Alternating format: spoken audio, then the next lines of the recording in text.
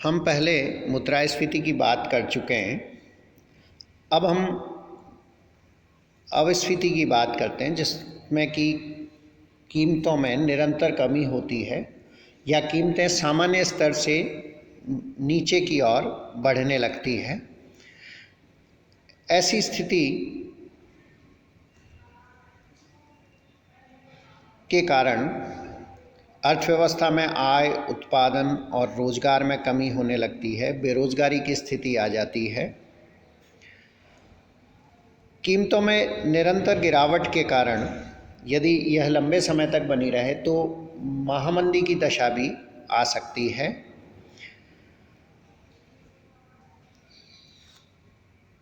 सामान्य कीमत स्तर में कमी के कारणों में हम लें तो मुख्य हम मान सकते हैं कि मांग में कमी होने लगती है और मांग में कमी के कारण उत्पादन नहीं बिक पाता है और फलस्वरूप आय में कमी आती है या उत्पादन में कमी आती है, रोजगार में कमी आती है।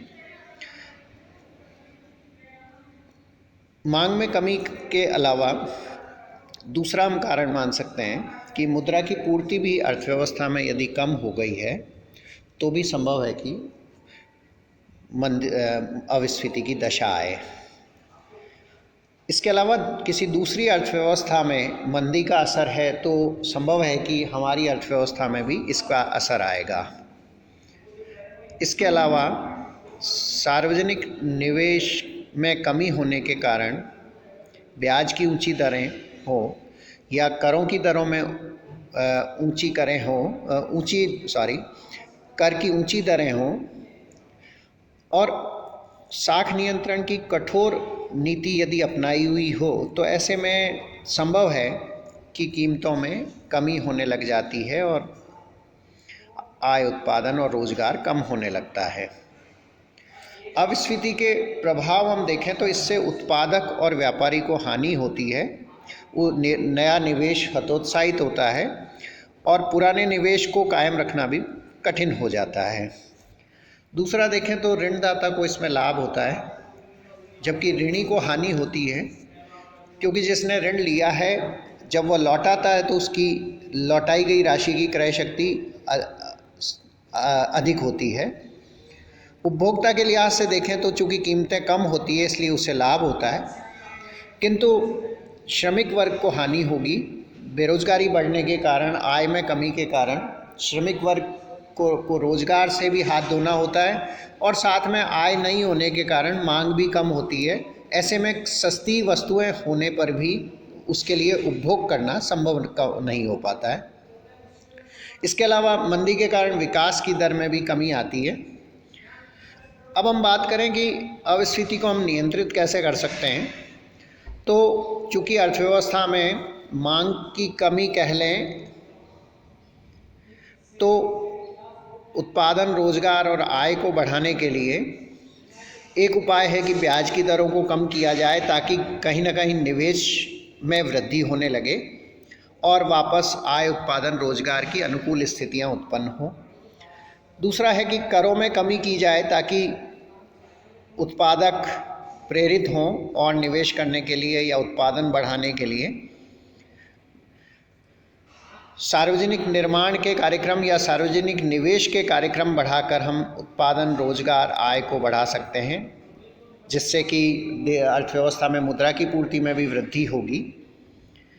इसके अलावा विभिन्न आर्थिक क्षेत्रों का हम संतुलित विकास करने का प्रयास करें। कृषि और औद्योगिक क्षेत्रों दोनों को विकसित किया जाए ताकि पुनः उनमें मांग बढ़ सके और उत्पादन बढ़ सके। निर्यात को प्रोत्साहित कर भी हम मांग में वृद्धि की स्थिति ला सकते हैं। इसके बाद आता है एक शब्द कई बार काम में लिया जाता है, स्टैगफ्लेशन। स्टैगफ्लेशन की स्थिति ये है कि जिसमें महंगाई और बेरोजगारी दोनों साथ देखने को मिलती है, अर्थात मुद्रास्फीति की स्थिति भी है और बेरोजगारी की ऊंची दर भी होती है। ये दोनों स्थितियां अर्थव्यवस्था में यदि है तो उसे हम स्टैगफ्लेशन की दशा कहते हैं। ऐसी स्थिति 1970 के दशक में आई, देखने को मिली, फिर 1990 के दशक में भी देखने को मिली। और स्टैगफ्लेशन में सरकार को एक तरफ मुद्रास्फीति को नियंत्रित करना होता है और दूसरी तरफ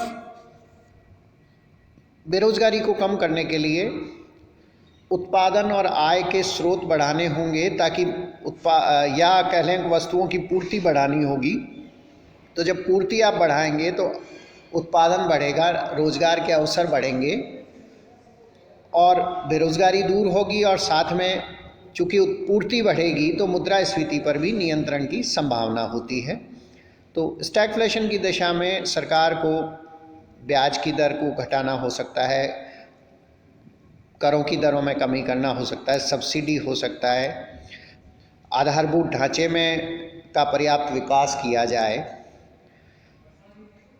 और विभिन्न देशों से टेक्नोलॉजी और व्यापार की स्थिति बढ़ाकर भी हम स्टैगफ्लेशन पर नियंत्रण कर सकते हैं। ये हमारी बात थी अपस्फीति के बारे में।